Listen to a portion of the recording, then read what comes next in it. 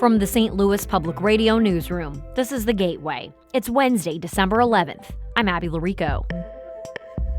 Vernon Betts has been at the helm of the St. Louis Sheriff's Department for nearly a decade and has built a reputation for saying just about anything. I do regret some of the things that I have said in my career, only because they really were not nice things to say. Betts reflects on his tenure in office and looks ahead to life after the badge. That's coming up after this news on The Gateway. St. Louis Public Schools held a public board meeting last night, hours after the release of a new report finding the former superintendent misused thousands of public dollars. St. Louis Public Radio's Hiba Ahmed reports. The SLPS Board of Education had little to say regarding an investigation that alleges former Superintendent Keisha Scarlett misused district funds and violated hiring practices. However, Interim Superintendent Millicent Borshade said the district has chosen Katrina Hubbard to be its new internal auditor, pending a background check. Borshade declined to comment on the specific findings in the report. She also refused to discuss her ties to Scarlett, who hired Borshade last school year. Borshade did say that the district will adopt the report's recommendations.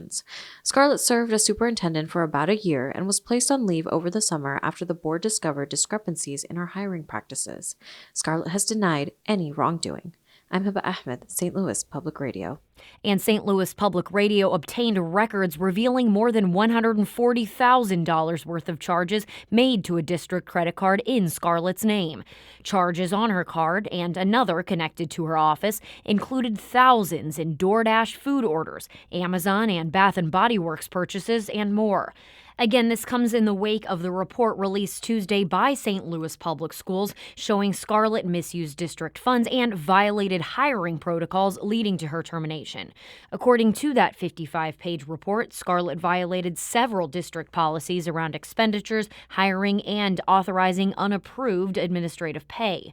SLPS Board Vice President Matt Davis said Tuesday after the report's release that the board is not responsible for Scarlett's mishandlings. The board has done its absolute best to be professional and transparent in what happened. And most importantly, we need to learn from this and move on. Scarlett did not immediately respond to requests for comment.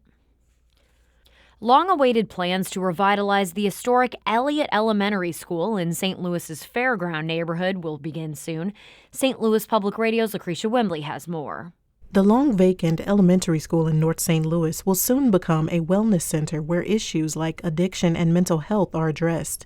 The City of St. Louis's Community Development Administration on Tuesday formally presented a $4.8 million check to the Jubilee Community Development Corporation for the project. Pastor Andy Krumsig of the Jubilee Community Church and the Development Corporation says the church needs to do more. Everybody's welcome in our churches, right? But not really. And so we've got to really be with people. This is all about community, and the community is hurting. The new center will provide around 100 beds for addiction recovery and other supportive services. Construction is expected to begin next summer. I'm Lucretia Wembley, St. Louis Public Radio. A newly proposed settlement from the federal and state government would require Cahokia Heights to make $30 million in repairs to its sewer system.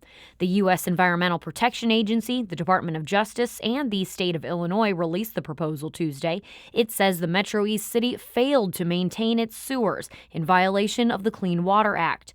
Residents of Cahokia Heights have long been plagued with sewage backups in their yards and homes, and the city's streets and ditches regularly flood in some parts of town. The settlement had been in negotiations for a couple of years. The city would be required to clean and fix its entire sewer system over the next decade.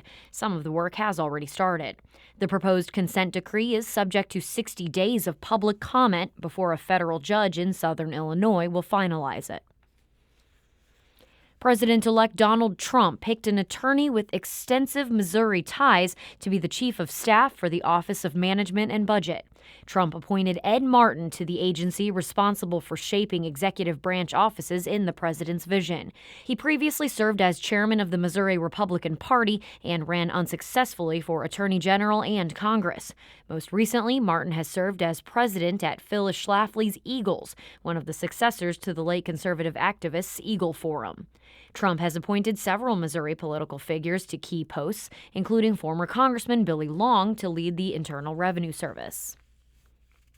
3 St. Louis activists will be sentenced Monday on conspiracy charges after a years-long saga that began with an FBI raid in 2022. As St. Louis Public Radio's Chad Davis reports, the activists say their free speech has been targeted.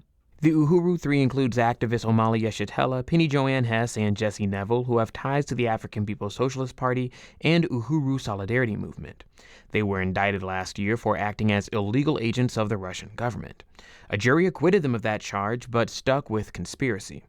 Yeshitela says this is a First Amendment issue. It's been a matter of free speech. It continues to be a matter of freedom of speech and the rights of all the people to be able to do that. It would be a terrible situation if that right to speak was taken away. The group has gained attention in the St. Louis area over the last couple of years by organizing marches for reparations for African Americans and raising money for a basketball court. I'm Chad Davis, St. Louis Public Radio. The Illinois Flag Commission has released its 10 potential flag designs for the public to consider. Illinoisans can vote for one of the new designs or for keeping an old version of the state flag starting in the new year. The Secretary of State's office, which oversaw the commission, says it received nearly 5,000 submissions. After the public votes, the commission will turn over the results to the Illinois General Assembly, and from there the legislature can opt for a new flag or keep the current one. Design elements on the finalist selections range from Abraham Lincoln's silhouette to green stripes representing rows of crops to the same state seal in the middle of a white background, minus the word Illinois below, but with the addition of some ornamental stripes around the sides. You can see images of those finalists on our website, STLPR.org.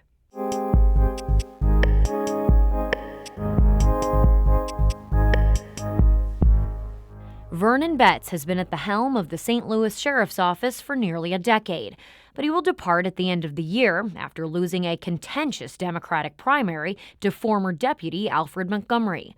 Betts looked back on his tenure with St. Louis Public Radio's Brian Munoz and recalled feeling concerned when he first joined the sheriff's office and saw a lack of motivation among his peer deputies.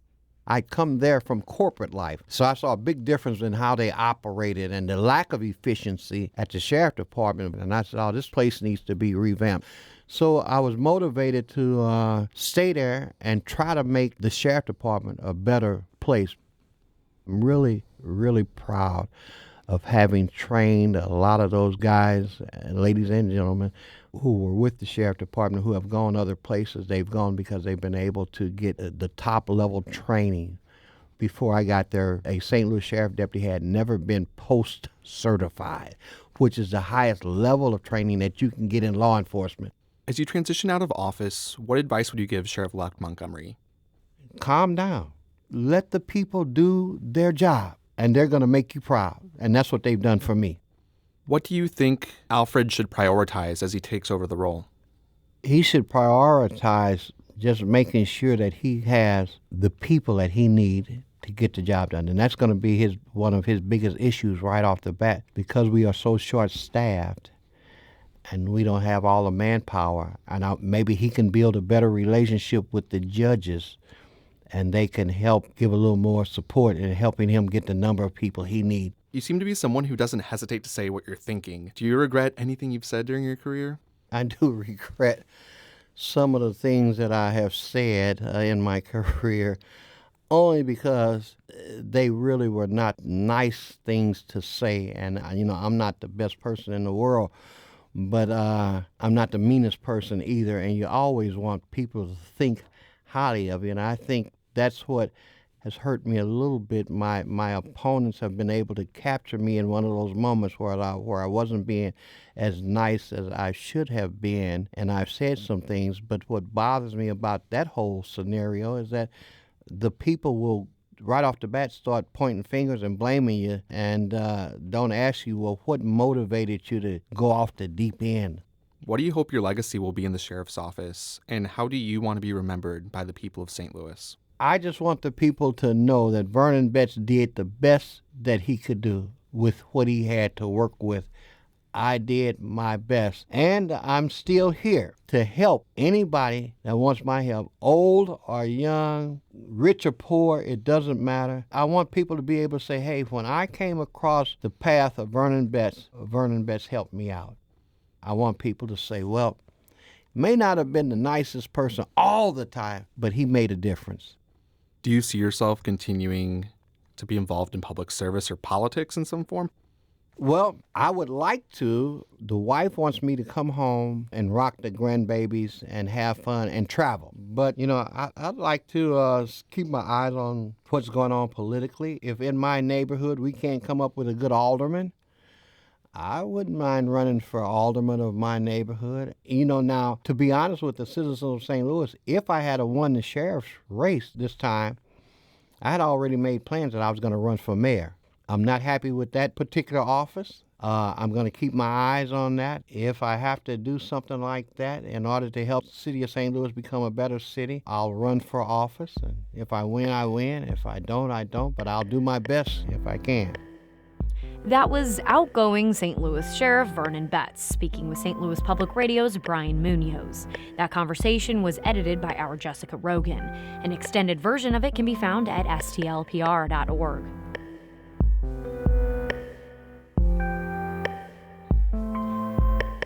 The Gateway is a production of St. Louis Public Radio, a listener-supported service of the University of Missouri-St. Louis. Theme music by Ryan McNeely of Adult Fur. I'm Abby Larico, and from the St. Louis Public Radio newsroom, this has been The Gateway.